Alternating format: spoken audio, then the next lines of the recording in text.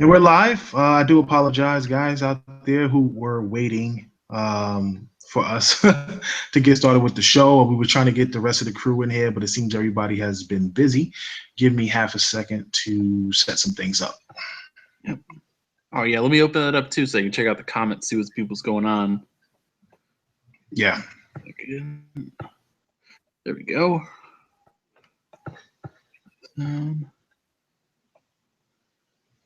All right. Let's see.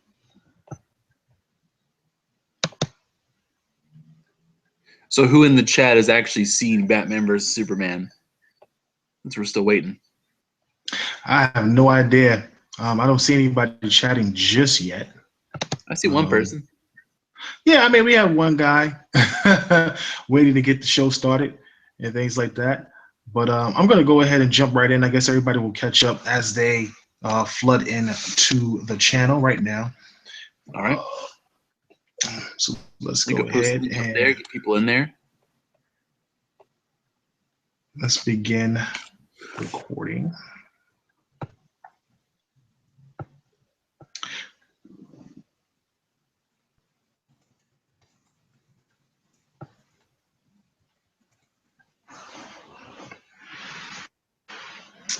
Welcome to the Inner Circle Podcast, the premier podcast for Xbox One. I'm your host, KORXKLL, and with Anchorman V. Hey, everybody.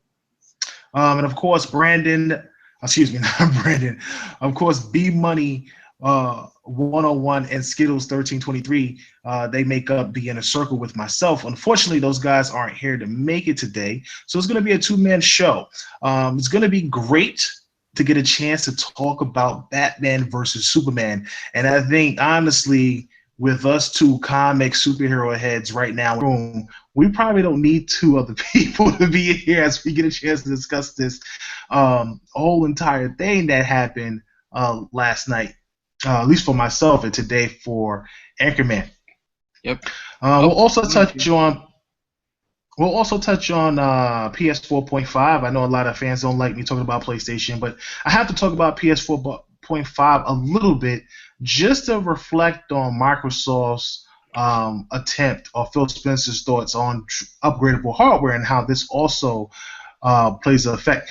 No, we will not be spoiling the show. There will be no spoilers in the show for Batman vs. Superman. I am going to give you pretty much my take on it and the reasons why I thought it was really good, or the reasons why I thought it was kind of bad. But it won't be any spoilers. We won't be talking about any plots or any storylines or anything like that. Just basic stuff that you guys already know from a TV show. So no worries on that. We'll also touch on Paragon today, the possibility of it coming to Xbox One and the reasons why it may be coming to Xbox One now. And I also want to touch on this whole thing with Quantum Break and the whole 720p fiasco with Digital Foundry, and how, you know, Remedy had came out to explain how they constructed it. And I wonder if it will be a problem like it was for Killzone when they talked about their game being 1080p. So we'll get a chance to touch on all those subjects. So we're going to jump right in. Anchorman wants me to wait for the Batman vs. Superman stuff, but I think that everybody wants to know about this thing right now from the beginning. So we're going to jump right into it. Seems B Money made it into the party. That's what's up. So Batman vs. Superman, in my opinion, was a good movie. It wasn't a great movie. It was a good movie. Obviously, DC wants to try to jumpstart their universe as soon as possible. And with them looking at Marvel and how Marvel has been successful in trying to, put their universe in the movie space, Marvel, honestly, if you really look at Marvel's movies, they have been either hit or miss. And not in the regard of money. I think money doesn't matter. A lot of times you can have a bad movie make a lot of money. But you had, Iron Man 1 was cool. Iron Man 2 was great. Iron Man 3 was terrible. I did not like Iron Man 3. I thought it was horrendous. Thor 1 was boring, and Thor 2 was okay. I look at Captain America 1 was all right, but Captain America 2 was amazing. And obviously, the Avengers series in itself has been really the backbone of everything. Avengers 1 was great. Avengers 2 was good. You know, those movies and those franchises have really propelled Marvel into a space that people are excited for. And now you have the boom of Marvel pumping out all these new movies coming, and now have licensed Spider-Man from Sony. There's a lot of things happening in the Marvel space that people are really excited for.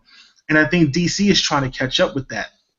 And they started out with Man of Steel, which I thought, in my opinion, was a really good movie. As a Superman fanboy, most people know that about me already. I really enjoyed the film. And some people felt like Superman doesn't kill. There was a lot of destruction happening, and he's usually not that type of character. But I think what people tend to forget is that he was Superman for like 30 minutes. Like really just discovering who he was meant to be, I guess you could say, in a way. So in that regard, he didn't have a real thought for the course of life and destruction. And obviously at the end of the film, as we all seen, if you haven't seen Man of Steel, this will be a spoiler, so I'm telling you right now. But at the end of the film, when he fights Zod, he has no choice but to kill him because of a certain scene and sequence that happens. So I mean, that all sets up Superman. I guess in this film, if you watch it, you'll see what I mean. Now, here's the problem I think with Man of Steel, and after I give my opinions on why I think Man of Steel will be good but not great, Anchorman can then follow up with his opinions and his thoughts on it. The problem with Man of Steel isn't the story. And by the way, Jesse Eisenberg. What did I say? Batman vs Superman, correct? Man of Steel a few times. Oh, I'm sorry. I'm on a Man of Steel roll right now. Batman vs Superman. Okay. So the problem with Batman vs Superman is not the actual story. The actual story is set up well, very, very well. Jesse Eisenberg surprisingly plays a pretty good role as Lex Luthor. And I was actually impressed with it because the way he portrays it is almost neurotic and psychotic. In one way, it's almost like the Apple CEO is this crazy guy that can, instantly snap on you and just do some devious things. So it's really cool the way he has that character set up. But the problem with the film is the editing and the pacing of the film. When you watch it, for at least the first half of the film, there's a lot of dialogue, there's a lot of talking, there's a lot of build-up to this final scene. And you just feel as if you're watching two movies instead of one. Anchor feels he felt like he was watching 5, but I only felt like I was watching 2. I felt like I was watching a Superman film in one sentence, in one instance, and then I was watching a Batman film in another instance. And it's not the issue of the story. The issue is the way they feel separated. In one instance, you're watching Clark in his own world for about 5-10 minutes, and then the next minute you're watching Bruce in his own world for 5 or 10 minutes. And it almost seems like they're separate, like they're not even in the same universe. And that's where the disconnect comes in the film. There are other nuances that irritated me, but I don't want to talk about those things because I don't want to say they're spoilers, but they're part of the film and the reason how this battle takes place and how fast people are able to travel back and forth. So I'm not going to touch on that. But to me, the editing and the pacing of the film is what really hurts the film the most. And the only time I feel like the film really becomes a full movie is when you get to those final battle scenes where it's actually Batman versus Superman and they introduce the final villain. For those of you who haven't watched the commercial, I'm pretty sure you guys already know who the final villain is. But that's the only time where it feels like it's completely one film. And then there's things where they introduce other, they do cameos with the Justice League characters. We've all heard of this already. And I'm not a fan of Flash. Anchor, are you a fan of Flash? The character who's playing Flash? I don't know who it is. Well, I don't ever like watched anything with like Ezra in it. I never watched it, so I mean I don't know if Mm. he's good or bad. At least of the I, actor. Like for Barry Allen, I'm not really a Barry Allen fan, but a Wally West, how about that Wally? yeah, I don't know, man. I don't know if I like the guy that they showed who was playing Flash. I don't know if that will be. I don't know how I, that I would work. I wouldn't judge him based on his appearance, simply because we are not going to talk about why. But if you go see the movie, you'll understand. You'll understand Yeah, why I cannot comment in good faith about the character. yeah. Um, on the other hand, they did, they give you a glimpse of each character. I thought Wonder Woman was fantastic. I really did enjoy her character in the film. And I think when the Wonder Woman film comes out, it's going to be dope. I don't know if I'm going to go see it, but I think that it's going to be one of the highest grossing superhero movies if it's done right. Because that's going to have a lot of potential. Her character was just really badass. She was putting in work in those final sequences, and obviously, I thought that Ben Affleck played a really good Batman. I really did. I thought he probably was the third best Batman of all time at this point. The whole film is just dark. It's a dark film. You're not going to get the levity or the light side of the film like you would get with Like Marvel, Man of where it's kind Steel. of jokes and it's poking fun. Yeah, you're not going to get that. What you're getting is a surreal, trying to be a more realistic world of what it would be like if we did have superheroes in our world. And in that instance, these things are serious. You're dealing with life threatening situations and consequences. And one little thing could really change the entire world and the way we think. So it was very interesting to watch the film. I give the film a 7 out of 10. I thought that it wasn't better than Avengers 1, it wasn't better than Avengers 2, and it wasn't better than Man of Steel. However, I did think that it was better than Thor 1. Somebody pressured me for Thor 2. I thought Thor 2 was pretty good, though. But I thought it was better than Thor 1, Amazing Spider Man 1 and 2. I thought it was better than Iron Man 3, without question. And I thought it was better than. Well, I feel like I'm missing a film. I feel like I'm missing a film. Thor, Iron Man, Spider Not better than Man. Winter Soldier. Oh, and Captain America 1. Right. I thought it was better than Captain America 1. So, I mean, that's my opinion on the on the film. It's definitely something that you should go see. And I think that's the biggest thing. If you're trying to figure out should you go see this movie, yes, you should go see this movie because it was awesome. The fight sequences was really dope. Be honest with you, I thought that Batman's fight sequences were better than Christian Bale's fight sequences. And No and doubt. to me, No doubt. it was dope. Like he played a hell of a role when he was fighting and he was battling dudes. He was putting in work and it was impressive. And I give my hats off to Ben Affleck for stepping up after the Daredevil fiasco. He stepped up and really played a solid Batman. He's not a Bale, he's not a Keaton, but he's definitely number three over anybody else that has played Batman, and he's pretty close to being number two. Bale being number one. So Hmm. he did a really good job. He definitely did a good job.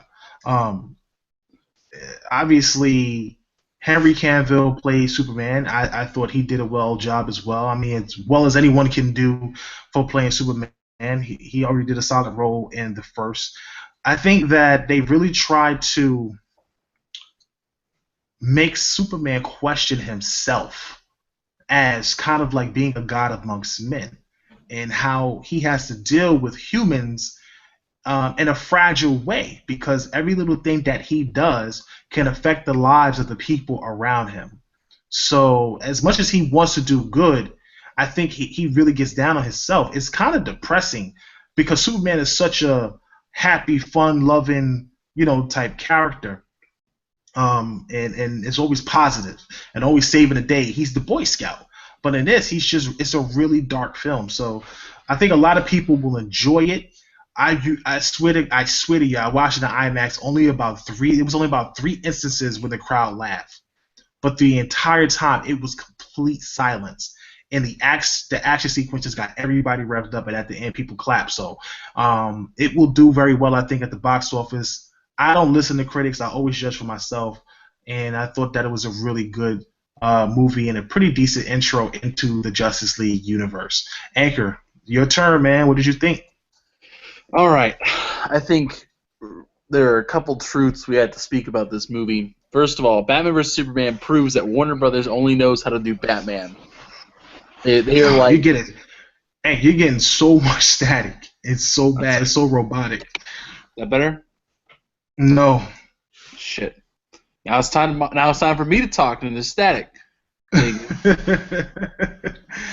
Yeah, it's it's kind of like robotic and static. It's like every time you talk, I can barely hear it, make out what you're saying. All right, is it better yet? No. Is it are you using a microphone? Try your phone. I'll try the phone. B-Money, you seen the movie yet? Yes, I actually got to see the movie early. Got to see it on Tuesday.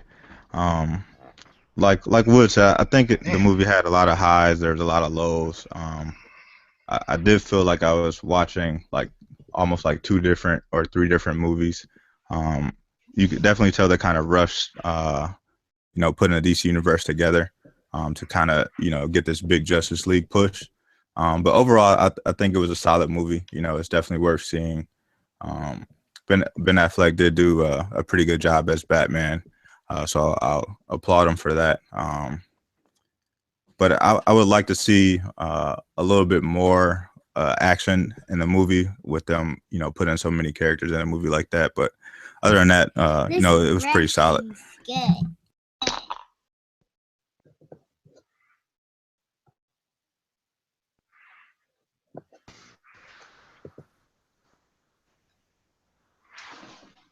Is that better? You still there? What's happening? Sorry, yeah, that's much better actually. All right, sorry. Yeah. All right. So, movie. I got a couple things I want to say. I will say that Batman vs. Superman proves that Warner Brothers really only knows how to do Batman. They've done it for so long. They finally figured out the formula, and they're just sticking with that. And it works out pretty well. I don't expect there to be anything crazy anymore from them. I mean, they're trying to open up, and that's a good thing. They are definitely trying. They finally realize they have this great cast of characters, and they're trying to expand. So I got to commend them on that. I think this movie, there's really kind of 4 movies going on at the same time. There's a Batman movie in there, which is your standard Batman kind of movie. It's darker and grittier. It has a very much Dark Knight Returns kind of vibe to it, which they were intentionally going after. I think Ben Affleck does such a really, really good job. I think he's actually better than Christian Bale. Christian Bale's kind of like the middle ground for me when it comes to the League of Batman. I think Nolan carried him through to make his Batman better, but I think on an individual level, a lot of people did better than him. I think Val Kilmer or Michael Keaton did better. I kind of switched back and forth with me between those two because they balance Bruce Wayne and they balance Batman very well, and they're distinctive. That it's like I don't see them as the same person just wearing the hood. And I think Ben Affleck does a very good job of that. There's another movie going on, and it's a Man of Steel sequel, and it's very much attuned to accountability. What do we do now that there's gods living among us kind of thing? It's that kind of aspect. Then there's a Batman vs. Superman proper film, which is actually pretty good, and it revolves around Lex Luthor and Kryptonite and stuff about that. And it works out pretty well when they stick to it. And the biggest problem with the movie for me is, like you also mentioned this too, was editing. Whoever the editor was, I assume it's also the same person who said these are good clips for the trailer, needs to be fired. Like, no doubt, they ruined the movie for the general public. They showed off Doomsday in a trailer. They showed off how he was created in the trailer. they wasted a Wonder Woman appearance. I was telling people, if I saw Wonder Woman in the movie for the first time and didn't know she was going to be in the movie, I would have been flipping out. I would have had an entirely different opinion about the movie. I would have been like, yep, forget everything else that happened. We're good to go here. But you know what's crazy?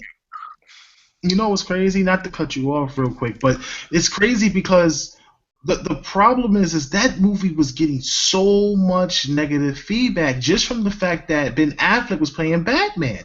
Like think about this. Before they even started to really get into the promotion of Batman vs Superman, the only comments I've ever seen to say, "Oh, this is going to be bad. This is going to be terrible," and it had nothing to do. Grudge. It's a 13-year-old grudge against Ben Affleck for a movie that also wasn't his fault. I think Ben Affleck did a really good job in Daredevil. If you look at, especially for that age whenever superhero movies were kind of uncommon, he did really good with what he was given. Go watch the director's cut. I don't say this very often. The director's cut actually makes Daredevil a fairly decent movie. It makes a lot of sense to flesh out the film. All I'm saying is that I felt like the reason why they released so much information and the reason why they had to give up so many spoilers was because I think they were losing their audience with the whole premise of Batman vs Superman with Ben Affleck as Batman. And, nobody knew how he was going to act, what his voice was going to sound like. And the little teaser clips we get between him and Clark, people weren't impressed. You see the Suicide Squad trailer, people were losing their minds. Oh, my God, Suicide Squad, da-da-da-da-da. And people saw Man of Steel. And I think that once they started to show Wonder Woman, once they started to show the battle fight sequences of Batfleck out there doing his thing, then it started to pick up some momentum. It's unfortunate that they had to show so much, honestly, but I think that's the reason why they did it. But you can go ahead. But I mean, just they didn't have to show everything that they did. Like even one thing you showed him in costume, maybe a little bit more. Like the first trailer that they released when they started showing him getting out of the Batmobile and that stuff like that, that was great. I was like, all right, yeah, he's Batman. Let's do this shit. We're ready to go. But then it was like, oh, here's Wonder Woman, here's something. Those were big reveals. They were great.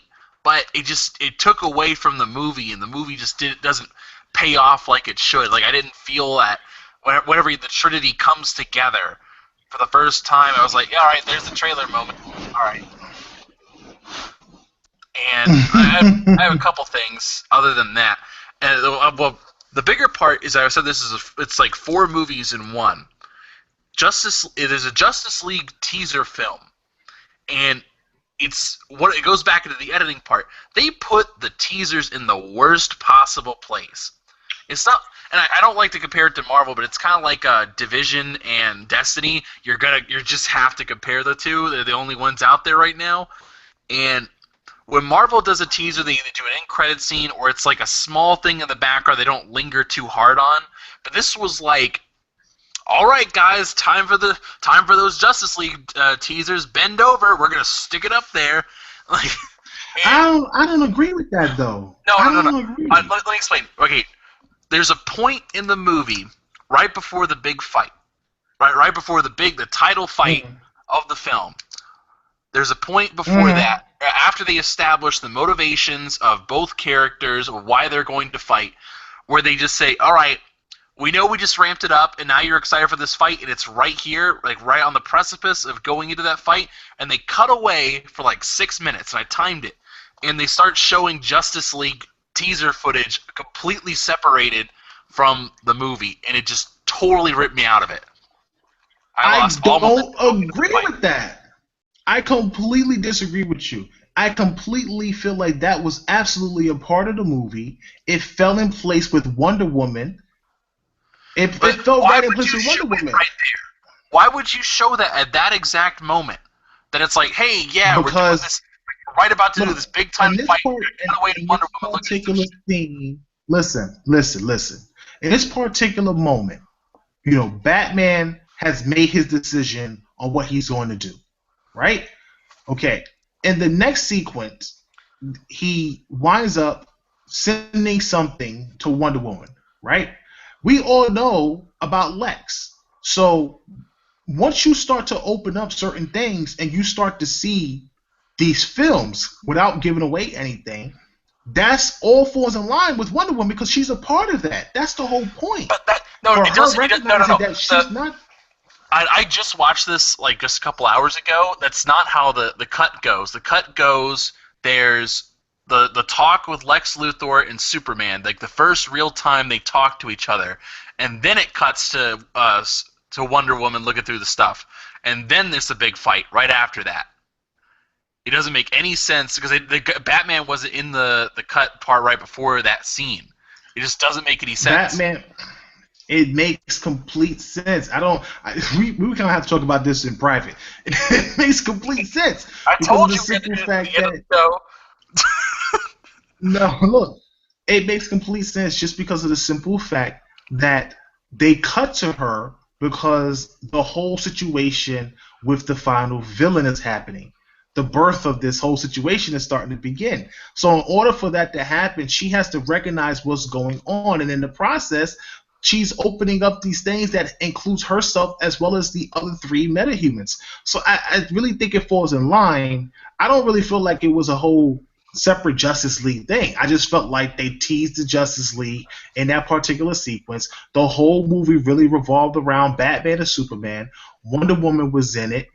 She didn't have such a major role as people were expecting her to have, but at the end, when it finally became one film, it was a great film. I would love to see a Trinity film just by itself, just from the beginning, just one rolling film or just those three. I think it would be really interesting and really dope, just based on what I saw at the end of Batman versus Superman. But, I mean, overall, man, I thought the movie was really good. I just felt like it was just edited where it felt like two different films until you get to the end. I have one more point I want to bring up, and then I'll give my score on it. Lex Luthor. I actually liked Lex. And the funny thing about it, though, is that you have to understand this is not Lex Luthor. I know they say it's his son. I don't care about that. It's Lex Luthor, but it's not Lex Luthor. And the big thing about him is I feel like they wrote the character where Joker was supposed to have a role in this, but they said, no. We have some other backup story or something we want to do other than this, so it's going to be, we're just going to make it one character. And we're going to combine the two. And I like the combination, but just completely erase the Clancy Brown OG animated series Lex Luthor out of your mind, erase it, forget it, and you'll like the movie better. And because it's really the only levity you'll have in the entire film. Some people think it's really, really annoying, and it gets a little grating at some points, but I liked it. I liked the more philosophical approach to it. They show how crazy he is in a more upfront way, and I really enjoyed that. Overall, though, I think the movie was just okay. It had a lot of potential. I think on paper, this was a great movie. I think on paper it was like, all right, let's combine some great stories and really put something together here. I just don't think – I think the directing was off, and I think the editing was way off. And if they had maybe possibly a different director or really anything else, I think if they focused their sights on just the Batman versus Superman aspect, and maybe – well, it's so hard not bringing up spoilers, and – I'm not going to, but it's just I give the movie like a 6 out of 10. Okay. I think that okay. Now, do you think the movie will be drastically different when it releases on Blu-ray? What do you mean, the director's cut, the 3-hour-long director's cut? Yes. I'd hope so. I really hope so. I think it'd be improved. I think if they do a director's cut, you obviously always get the footage that makes certain scenes make more sense. You know what I'm saying? You always get the extra footage. I will say one thing. Zack Snyder as a director gets better each time, even when he fails, he gets a little bit better. He's like Doomsday in that regard. Where the biggest things I hated about Man of Steel was that the shaky cam was so much I couldn't see anything. Because most of the movie was CGI at that point. And everything's like super shaky, going super high speeds. Like I can't focus on anything. I can't see anything that's going on. I just assume blows are being traded, and I really hated that. I hated all the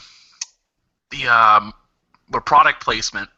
There was a ton of product placement in that movie, which and what was the other one? It was shaky cam, product placement, and the whole disregard for human life, massive destruction, and he addresses all three of those problems, which I really did appreciate that. Like, the product placement was not glaring. I didn't notice anything in particular except for like maybe 2 or 3 things, but it wasn't like Walmart, Sears, 7-Eleven. Right. Anymore. It did a better. The shaky cam is down to a minimum, which I hate movies with shaky cam. So I mean, it's down to a minimum, but it works. And they made an active point of trying not to do the fights in populated areas. They really tried to move away from that, and I appreciate that. That means he's evolving as a director. But I'd rather not have to go through that stuff in the first place, because every fix something else is wrong, and That's crazy. B, what is your thoughts, brother? Overall, I thought the movie was okay. Like you guys mentioned, I felt like, we were watching a couple of different movies at once. But I felt like, they rushed it a little bit to try to get the Justice League universe going, and understandably so with the competition of Marvel and things like that. So, I think it's definitely a movie that people should go out and see and kind of judge it from their own perspective. But I would have liked to see more action. I think there was a lot of build up in the movie. It kind of dragged a little bit for like the first hour and a half, and then it really got going. So it's not your typical Batman movie where you see a lot of action kind of throughout the movie. So you got to be kind of prepared for that. But other than that, I thought it was a pretty solid movie. I would have liked to see like the teaser of Justice League kind of more towards the end of the movie, or kind of in the end credits. I think that would have been a better option for that. Yeah, there are no end credit scenes, so don't stay and watch. Yeah. So that was kind of a. You're going to go through a lot of credits. I'll give you that. There's nothing to watch after the credits, so you can dip out of there. Any teasers you get during the film, so you don't have to worry about that, guys. But again, I just felt like I thought the movie was good. You know what I did like? I did like the sequence of Batman versus Superman, because one of the things I hate about the Frank Miller book, because he's a Batman fanboy, is the way they beat Superman. So in my head, I'm saying to myself, how are they going to set this up with no Green Arrow to beat Superman? And it's similar in a way to film, which is obviously a different take on it, but it's similar. But man, I was just surprised at how fast Superman recovered. And I thought it was a good fight. It really kind of shows that Superman doesn't. No, I don't want to give that away. What's really great about the film? Yeah, what's really great about the film is that it just shows you that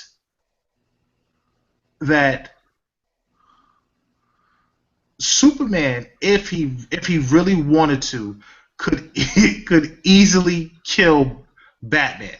That's the thing I took from that.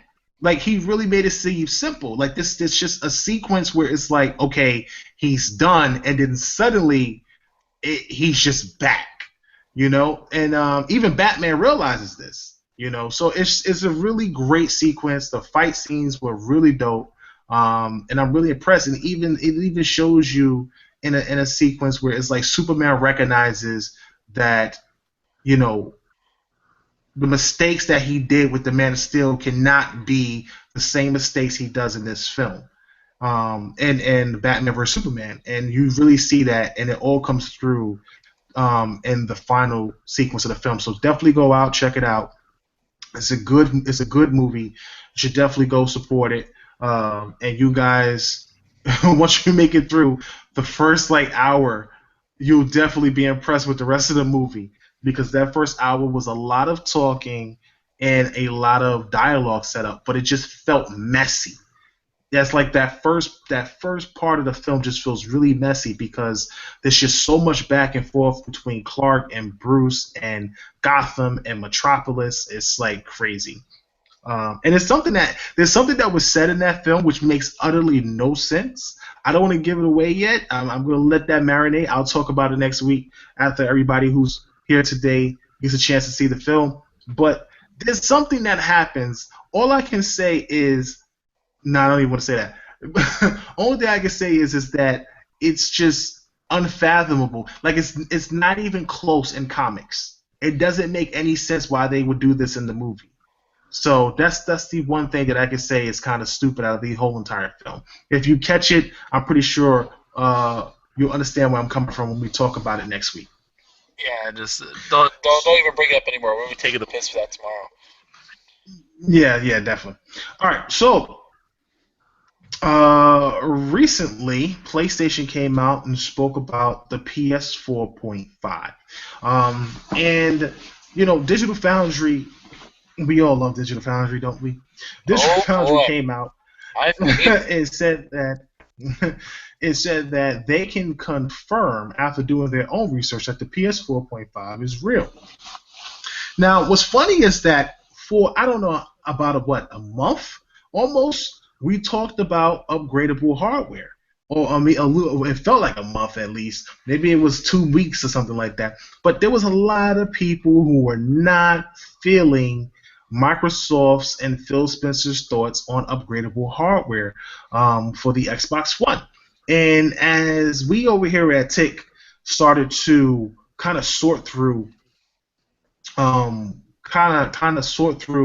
what Phil meant in upgradable hardware, whether it was, detachable parts, adding on hardware, like separate GPU, CPU packs, or just a brand new console in general, we eventually get to the point that we understand that it is just going to probably be an upgraded Xbox One console, more than likely the slim Xbox One. Now, PlayStation comes out about a week later and announces the PS4. Well, they don't announce anything. Digital Foundry comes out and announces that the PS4.5 is real and it's supposed to be a 4K system. Everybody goes crazy for this console, and the whole disregard of how Microsoft is bowing out of the console race because they're no longer making consoles; they're just making PCs. Is suddenly forgotten. And it's just funny to me how the tables kind of turn when it favors what you love and what you like. And now listen, I'm all for PlayStation doing this PS4.5, just like I'm all for Microsoft coming out with a slim version of the Xbox that just has better specs and runs games better. I'm going to pick it up day one. But the thing is that people thought that they were going to get 4K games. This is not what PS4.5 is going to do. Supposedly what they're doing with the PlayStation 4.5 is that they're going to allow 4K streaming of movies and TV shows and things like that on the console, and it also works better for their PlayStation VR. So that's the crazy thing about the entire I guess you could say the entire PlayStation 4.5 thing. I don't know if it's worth upgrading for that, though. To be honest with you, I would hope that when Microsoft comes out with their upgradable hardware, whatever they announce, if they do, hopefully this year at E3, they announce a somewhat upgradable hardware, that it just doesn't focus on streaming. That maybe there's a possibility that they focus actually on maybe getting 2K visuals or at least 2K resolution into the hardware, and eventually just improve everything from what they originally had on the original Xbox. What is your thoughts on PlayStation 4.5 and Microsoft now trying to figure out a way to compete with the possibility of Sony coming out with a second console, or shall I say PS4 4K? PS4K, sorry, that's what it should be called. What is your thoughts on PS4K and Microsoft trying to figure out, do they do what Sony is doing, or do they actually take it to the next level and create a system under the Xbox name with upgraded parts? B, what's your thoughts? Well, in regards to the 4K thing from Sony with the PS4K, I don't think it's necessary at this point. I know that it's kind of beneficial that that it's something that's coming, but 4K streaming and picture viewing and things like that.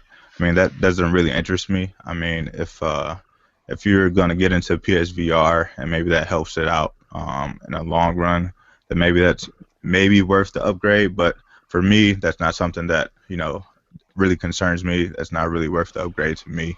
But for Microsoft, you would think that they would kind of be ahead of the game, especially since they kind of took the backseat to what Sony was doing as far as hardware is concerned in regards to the PS4. So you would think they would, try to take, be one step or 10 steps ahead of what Sony is planning to do. So it'll be interesting to see what the real specs of the PS4K are, and then, what Microsoft does to kind of adjust to that and maybe bring something better to market. Right. Anchor.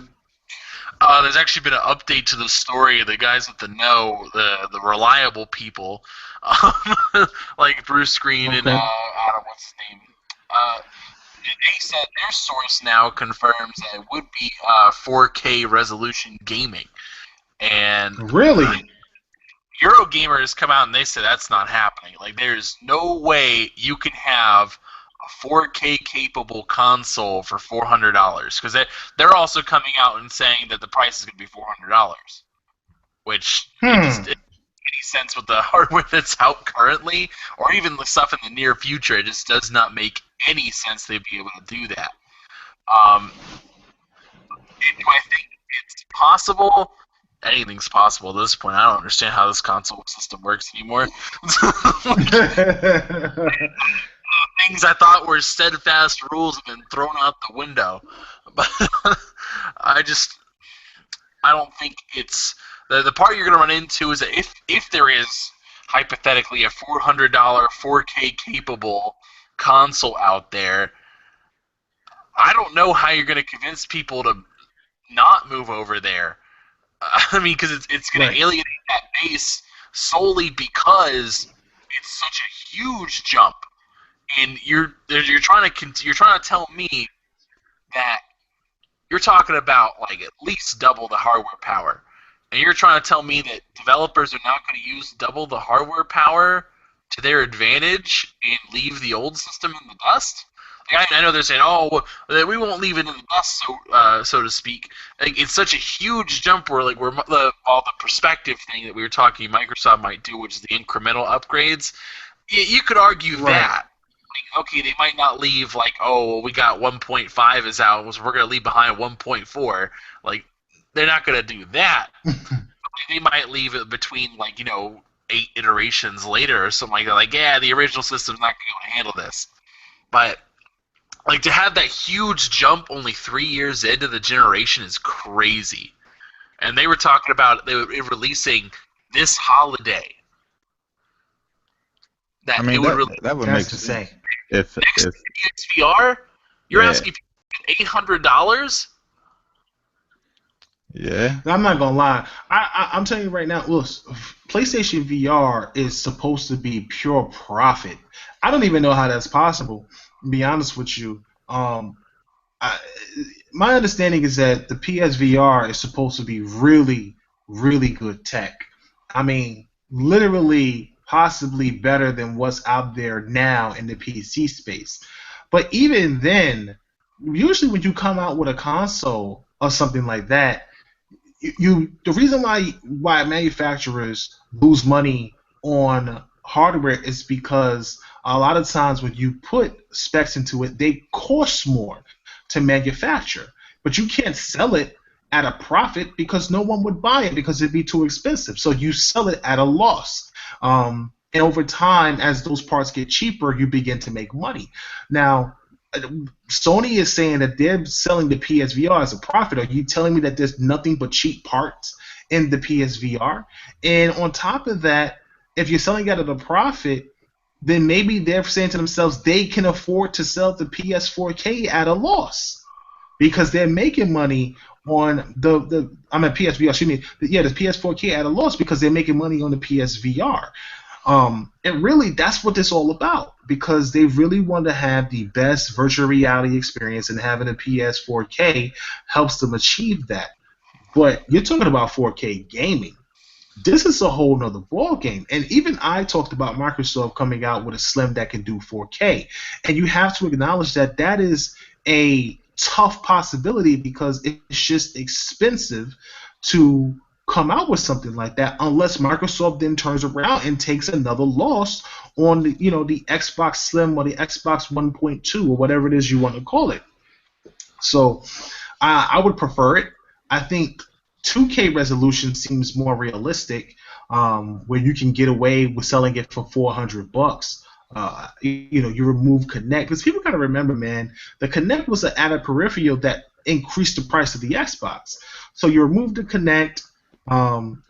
Obviously as hardware ages, it gets cheaper, and AMD has been working on some chips and making them very, very small. So there's a possibility that Microsoft may be working on something. But for PlayStation to come out with the hardware this year, that means they've been planning this for a minute. They've been talking about this and working on it for a minute. And I think if Microsoft gets caught out there without something to compete against it, they are in trouble again. Before they can even get their upgraded hardware out, they are in trouble again because people will hop on a 4K PlayStation for $400. That is insane. And could you imagine the Best Buys, all the retailers, packaging a TV, a 4K TV with the Sony with a 4K PlayStation? Oh, yeah. My God. It would be insane. It would be insane. So I think Microsoft's got to step up. I don't know what Phil is doing. Hopefully he talks about his visions, his hardware plans at E3. But again, if they don't have something to combat this or to compete with this, once again, Microsoft has been caught with their pants down. I think they have something because, in my opinion, we all stressed about that embargo during that Microsoft week where they, the Windows 10 event. The Windows 10 Xbox event. And the embargo really had to do with the conversation really that he had about upgradable hardware. So if he's talking about upgradable hardware, I think they have something. They definitely have something. You don't just start talking about things out of the blue and you don't have anything. It makes no sense to kind of put that out into the public because everybody's going to react to it. And when he did that, everybody did react to it. So I think that they have something. I just don't know if it'll be ready by the end of the year. And it would be great though. Does that become the standard model? Do you remove all of the old consoles and that becomes the standard model now? No. They're not going to do that. I think they still keep this model, but I mean, yeah, but like Ben, like you guys said earlier, it's like, why the hell would I still want to keep my console if I can play Gears at 4K? Right. Could you imagine? Imagine playing Gears in 4K or Recore in 2K presentation on a 4K TV, or just having finally perfect 1080p image, at 60 frames per second. One of those type of things. To me, that's big, and I think when people get a game, like for example, you have the whole Quantum Break thing, and we'll touch on Quantum Break in a second. But Digital Foundry came out, and they were confused about the resolution themselves because in every instance they were getting a 720p image, but it wasn't as clear as just a 720p image. They didn't understand it until Remedy came out and explained to them the situation. But imagine being told that you have a 720p Quantum Break, right? And for Xbox One. But then for Xbox 1.2, you have a 4K Quantum Break. I think people who have Xbox One can't get mad because the gameplay is still going to be the same. Right. But at some point you're going to be like, I want that 4K, and everybody's going to want to trading in those Xboxes to get that upgraded hardware. That's why I said before, when people complain about things like, oh, no one's going to go out and buy a brand new console, I look at how PlayStation VR sold out in 22 minutes at $400. Don't tell me people are not going to buy new hardware. Don't sit up here and tell me people are not going to go out and buy new consoles or that it's too early. When you have hardware that costs $400 that sells out in 22 minutes. I don't honestly. I don't trust the sellout stuff. A lot of things sold out day one early on. The PS Vita sold out day one. Like I just don't, because the one thing we don't know is we don't know what the starting figures are. Like, because if I just think if I was trying to do some marketing thing, I said, only release 100 out there. It'll sell out real quick. It'll look like we got hype. And that's what the Wii's actually was charged with, a false scarcity claim, because they would only manufacture a certain amount, not knowing that we would not have enough, or then they had the funds to do it.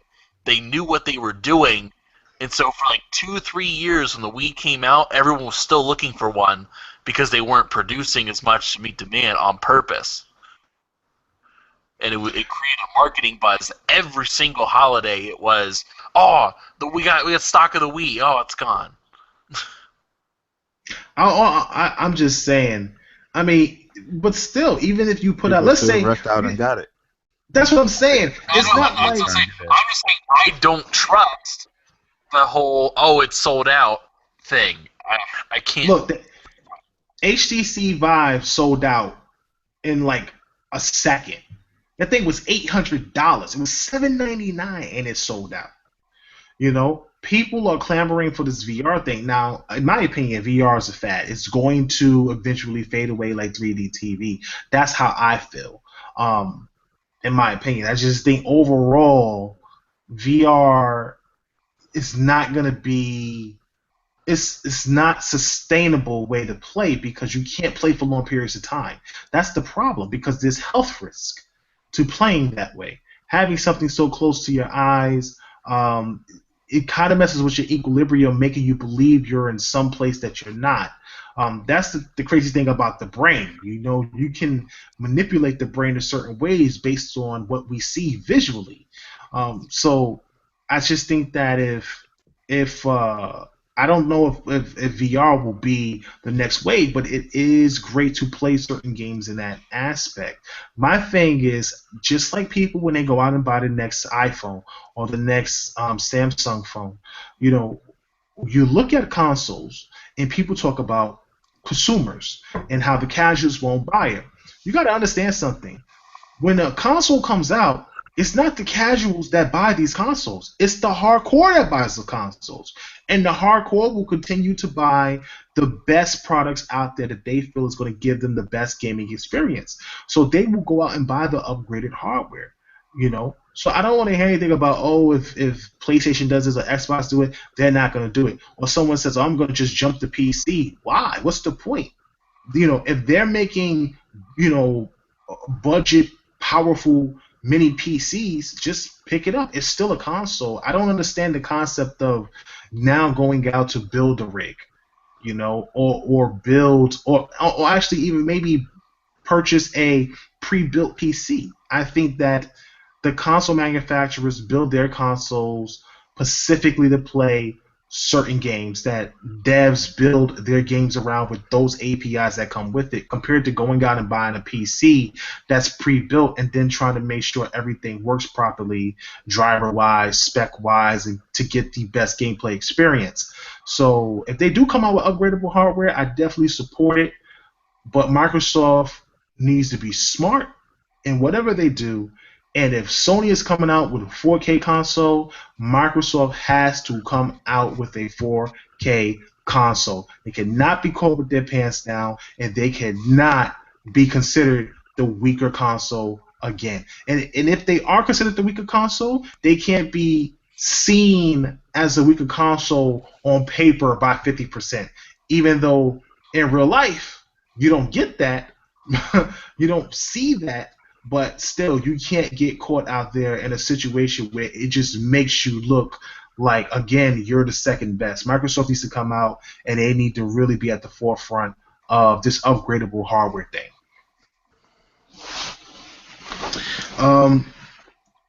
So everybody heard about Paragon recently, and the news that Paragon is going to be at 900p resolution for the PlayStation. But the biggest thing that came out of that was that there's a possibility that Paragon may be coming to the Xbox One.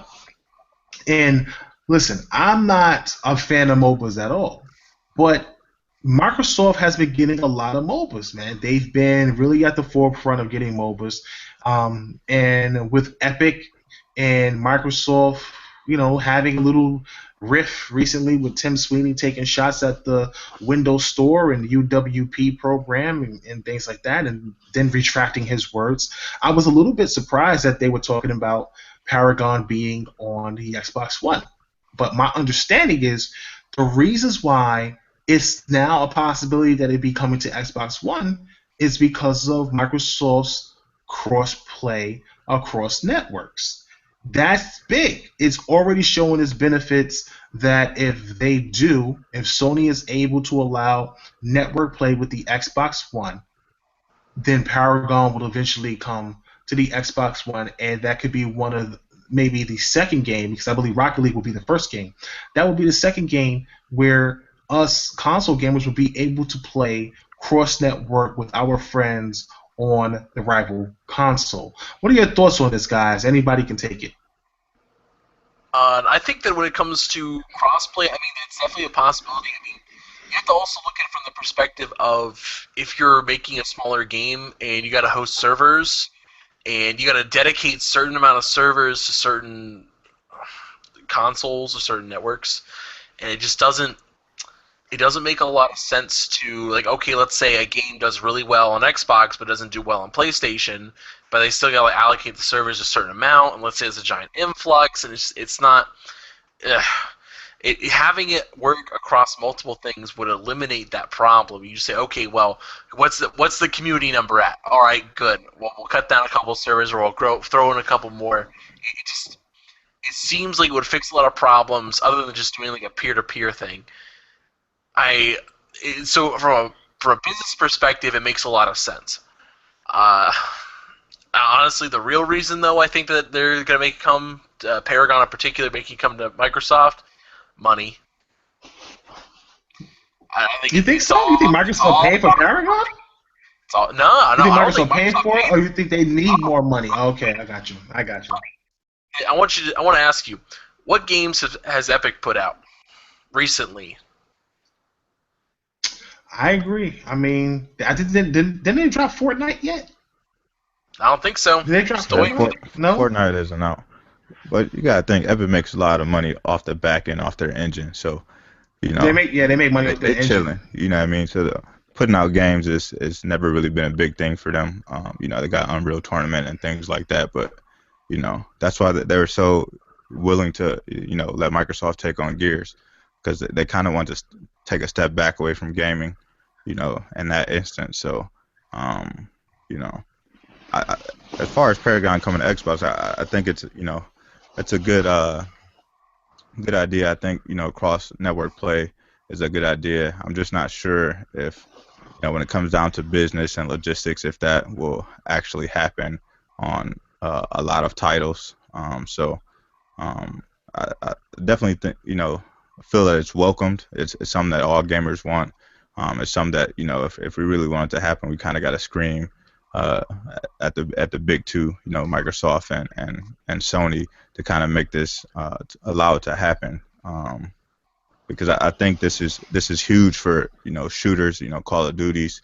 You got your sports games. It kind of feels like they're dying off every year. But if you can kind of keep those communities going by having cross network play, that'll be pretty big. So I think it'll be interesting, this next year or two, to kind of see, where this relationship kind of grows as far as cross network play. Yeah, I don't. I'm like I said, I'm not a fan of MOBAs. Paragon looks really good graphically.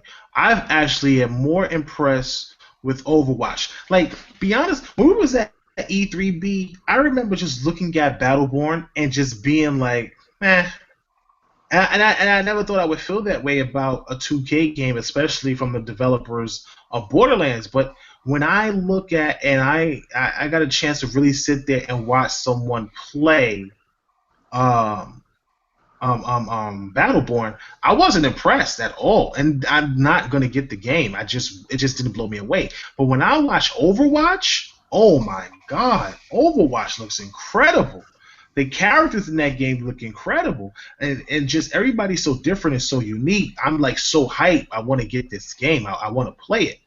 But Paragon just looks graphically stunning.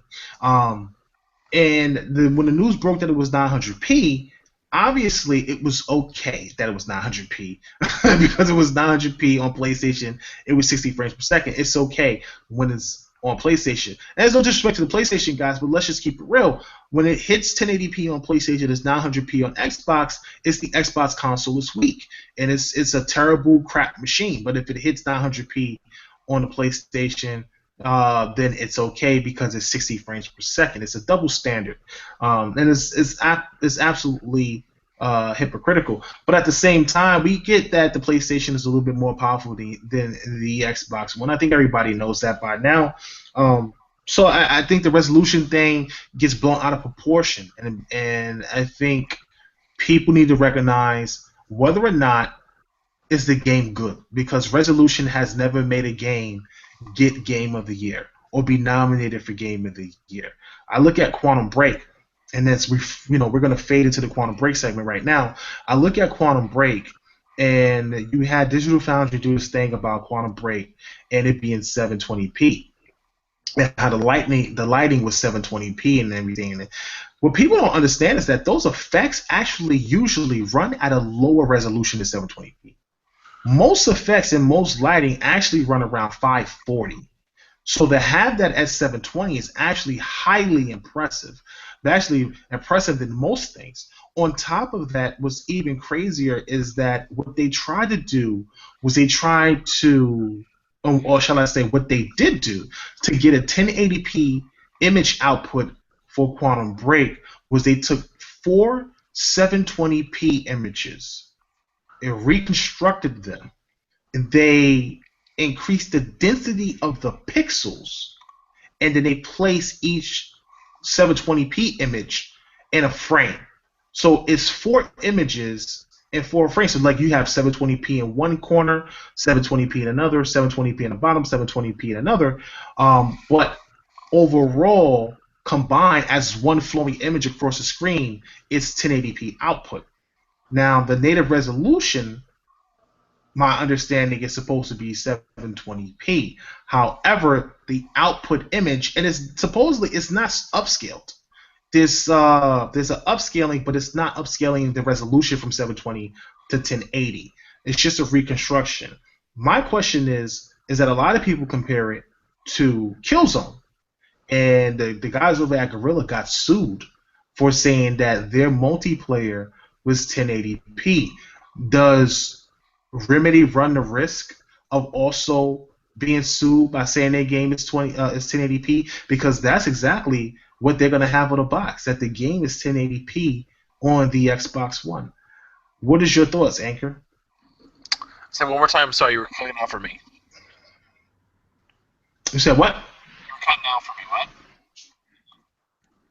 I said that. What is your thoughts on the resolution thing with Quantum Break? Do you think that this could be similar to what happened with Killzone, and it could be trouble for them, stating that their game's resolution is 1080p, even though it's not native 1080p? No. The thing with Killzone was they advertised on the box 1080p. They advertised it. They told everybody that the whole thing was going to be 1080p, and it wasn't. I don't recall Remedy ever saying, "Oh, it's running native 1080p," because they said that with the Killzone thing. I remember sitting Right. watching at E3 when they showed it off, and I was like, "All right, yeah, native 1080p," and then when it turns out it wasn't for the multiplayer. Because that makes zero sense. All right, yeah, single player where we can control every function of the game. Yeah, it's 1080p 30. Wow, it just jumps up to 1080p 60 all of a sudden in the multiplayer with all that random stuff going on. But back with Quantum Break, I don't think they're going to run into any legal problems because they didn't advertise it. They didn't advertise anything. But I think that when people get the game on the box, it's going to say 1080 on the box as well. Microsoft I don't think it's going to say anything Microsoft doesn't put it in the box. If you go check the boxes, Right. they don't say video resolution. Sony did. Really? Hmm. That was a whole big thing in 2014. I remember that one fairly well. Everybody was talking about how, oh, look on Microsoft's hiding the resolution. They don't want anybody to see it. Hmm. I don't know. All I know is the game looks absolutely amazing and stunning. I'm excited about the game. B, what is your thoughts on this, man? Man, to me earlier you was talking all this science stuff that most people shouldn't even care about. Talk about how good the game is. Talk Yeah. about, you know what I'm saying, the gameplay. Talk about the experience of the overall game. I think that's what most people should focus on. I think a lot of people, this game kind of has a great cloud over it now because it's been brought to so much attention in regards to the 720p thing. And to me, it's not really a big deal. Like I've mentioned before, resolution is not really a big thing to me. You know what I mean? I still pop in old systems and play old games, retro games, and it's not really a big deal to me at all. Um, but as long as they didn't advertise or anything like that, nobody can be quoted as saying that the game is 1080p. I think they should be clear as far as any legal trouble or anything like that. I think the general consumer probably is unaware of all this nonsense that's going on the internet, and they'll still go out and support the Uh, game, and that's what really matters in the end, man. I mean, the general consumer definitely doesn't know about a lot of things. But the problem is, and here's the thing, I think a lot of people always look at, you know, something won't sell because it's something that we know. The hardcore gamer knows. The casual gamers don't know that. However, the problem is that it's the hardcore gamers that pitch to the casual gamers what to buy or what not to buy. All the people that work at Best Buy and all the people that work at GameStop and things like that. These are the guys that are similar to us that wind up diverting people from getting a certain console or getting a certain game. And then you have people who are going to play with their friends. If their friends are on one console, it doesn't even matter what the console could do. As long as they're able to play with their friends, they're going to play with their friends. So yes, a lot of people will still pick up Quantum Break and things like that. But like you said, it's put a kind of like a bad cloud over it. And the sad part is like I feel like every Microsoft exclusive somehow gets some type of negative connotation attached to it. You know what I'm saying? Like first it was like with Gears and they had the dynamic resolution and everybody made a big deal of that. You had Forza didn't have dynamic lighting or something like that, and they didn't have like they Dynamic didn't have weather. dynamic time of day, yeah, dynamic weather and things like that. And it was just this big hoopla about it, and that put a negative stigma to it. You had Sunset, that wasn't 1080p, that was 900p, that put a negative stigma to it. And now you have Gears at the end of the year, and we've seen Gears in magazines and pictures all over the internet, and it looks amazing, it looks stunning, and that's what the game looks like. But then you have to question once Digital Foundry gets their hands on this game and people find out what's happening spec wise, will there be another cloud that people put over their games? And I wonder if I look at this and I say to myself, and I go back to this upgradable hardware thing with Microsoft, it's like you just can't come out and not put out a console that runs these things the way the hardcore fans want them to. Because if you can get to the point to where people aren't talking about the minor things and making them so major, then the only thing they can focus on is the games. And they will clearly see that Microsoft has been putting out some very high quality titles, and they have a really good diverse library, obviously minus Japanese titles, minus Japanese games. And that's really the only genre that they're kind of missing in a way where they don't have a large abundance of. They have a few titles here and there, but they don't have a large abundance of JRPGs and some Japanese titles. But overall, Microsoft's library this generation has been very diverse. But I think overall, the whole resolution thing that's taken over this generation and games not hitting the mark, locked frame rates, and so many bugs, it's just been a disappointing generation overall for a lot of people. A lot of people have been, you know, disappointed in these consoles, disappointed in the power, and I think the possibilities of getting new consoles at the end of the year or next year, no matter how early it is a real possibility and a real big thing, I think, for the hardcore gamer that they're willing to go out and buy. I really believe that. So I think with the conversations that are being had about resolution and things like that, you can see the hardcore gamer is definitely kind of being at the forefront again. We kind of got into the spot where like the casual gamer, was that kind of go-to gamer.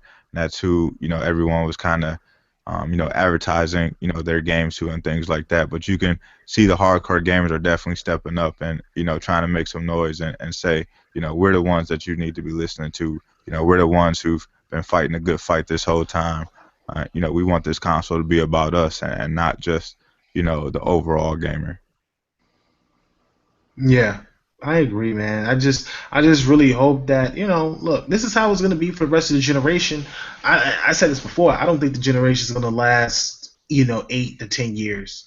Be honest with you, with all this talk about upgradable hardware, next year we may get new consoles, new slim boxes with upgraded hardware in it, and just a continuation of what we've already have game-wise and operating system-wise and backward compatibility-wise with the Xbox One. As all that stuff transfers over to the next console with no problem, just out of the gate, it's just been crazy with the consoles. Only 500 gigs of memory. We're doing digital. One game is 40 to 50 gigs. Did you hear about Quantum Break's TV shows? You know how large the show is if you downloaded it to your console? 75 gigs. Mm-hmm. Just the 4 episodes on the show. On the game, 75 gigs. That's why they want to stream it. That's why they're like, if you have good internet, you'll be able to stream these shows across, and you'll be able to, make decisions, and it works all in game. But if you don't have great internet and you need to download it, that's 75 gigs of space you got to open up on your Xbox One. And if you just got an Xbox One for Connect, if you just got an Xbox One for Quantum Break, then that's 75 gigs of your memory you just got to open up just for video, which is like insane. It's just crazy. It makes sense because it's TV. I get that. It's not like a game where you can compress it or something. It's TV. But at the same time, it's like, man, you could, that's a lot when you don't have a lot of memory. So I think these new upgradable consoles are welcome. And I want to see what this game looks like on my 4K TV and see what it upscales to. I can't wait for Quantum Break next week. We have a preview coming up on the 28th. You guys need to check that out. That's going to be on the Twitch channel. That's www.twitch.tv/TIC_podcast. We'll be showing off the first 2 chapters of Quantum Break. You're asking, how did you guys get Quantum Break so early? We're media now. We get review copies of games, so that's pretty awesome. We be getting a lot of games early. Quantum Break is one of them. It's really, really cool that we get an opportunity to show this stuff off. And I'm really glad that we've come this far. Very proud of the team. Very proud of my guys right here on the podcast and everything at TSCGN. We have a lot of things coming up in April. We are going to be revamping the site. We have a new logo to introduce. We have a new show that we're working on, Tic UK. Tic UK, just to give you guys a heads up of what Tic UK is, Tic UK will be starring James and Alice from TICGN. Tic UK is a heavy focus on movies and entertainment. These guys run our entertainment section on TICGN. Anytime you get a chance to see reviews on movies or television shows, it comes from those guys. So they'll be talking about movies, TV, and gaming all in one show coming from the United Kingdom. And if you'd like to be a guest on that show, just hit me up and on Twitter with a DM or email me at admin@ticgn.com. We actually have an app out right now. If you guys are on Windows 10, We have a app in the Windows 10 store. You can go to the Windows 10 store right now and download. Just search TICGN and download the app. You'll be able to get our YouTube stuff immediately through the app, as well as any updated news on TICGN's website. Again, that doesn't have notifications just yet. You just pop in, check it every once in a while. Once we get the new site relaunched and everything rolling, we will actually be working on a real, I guess you could say, app that will hit iOS, Android, and we're going to be trying to build one through the UWP so we can get this thing on the Xbox One finally and get Tic Podcast on Xbox One where we belong. So that's it for our show this week, man. I really appreciate everybody coming on the show and chatting with us, getting an opportunity to hear our thoughts on Batman vs. Superman and some other topics that's been happening in the gaming industry this week. Before we head out, do you guys have any last words or any thoughts of anything you want to talk about? I guess it's the first show that I've been on since the channel. I also have a new channel up. It's Anchorman VG. Subscribe there as well. I got lots of Batman vs. Superman content on there. Yeah. Cool. So that's it for our show, man. I just want to say, thank you, to the team at TICGN. They've been working really hard, pumping out all the reviews, review codes that I've been sending them. So thank you to those guys. Definitely head over to the website, support the website. We're definitely making moves over there, and I appreciate everybody who's been supporting. Yeah, definitely, most definitely. And that's it for our show this week. We're going to begin taking a few guest questions. It's going to be a short show this week. Well, we will definitely be back next week with another Tic Podcast as well as another Super Pod Shot. So let's get this started. Give me half a second. All right.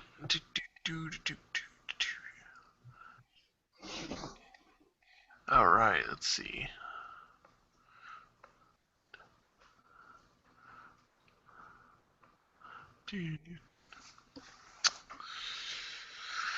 Oh, man. All right. Well, I just stopped the recording for our MP3 guys out there. Big shout out to the guy on the MP3 front, man. You know what's crazy? I just announced our top 15 countries and states that listen to Tic Podcast. And I'm going to, for the month of February. Tell us the countries. Yeah. I'm going to run that down real quick in a second and give everybody an idea of the type of people that listen to the show and how awesome those people are. I really appreciate everybody out there listen to us around the world. And I do mean around the world.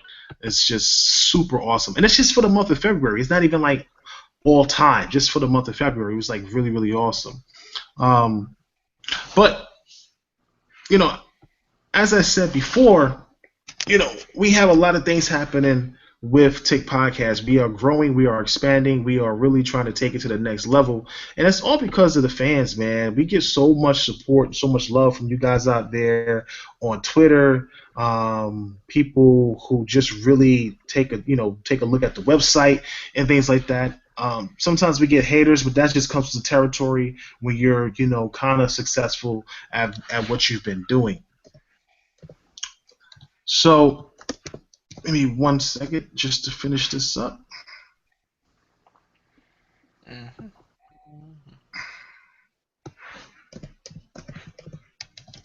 What do you guys plan? Big money?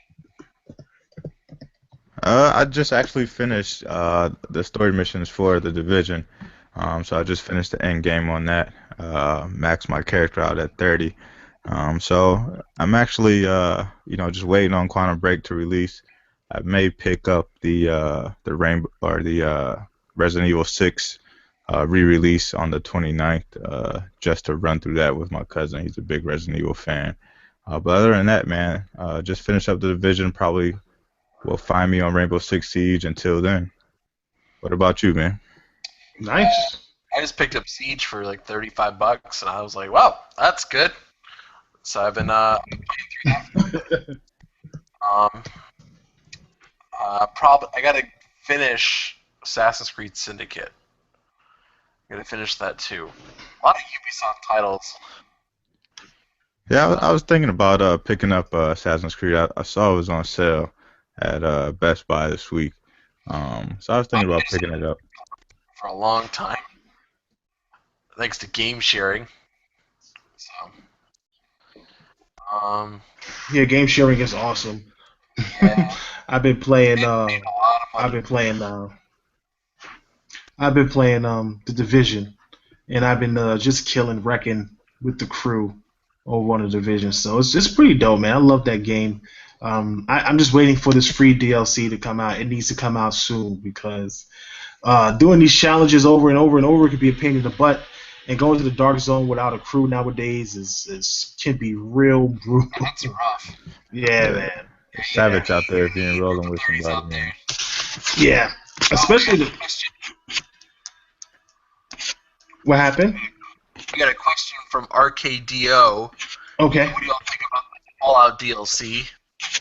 I've been playing the DLC a bit as well.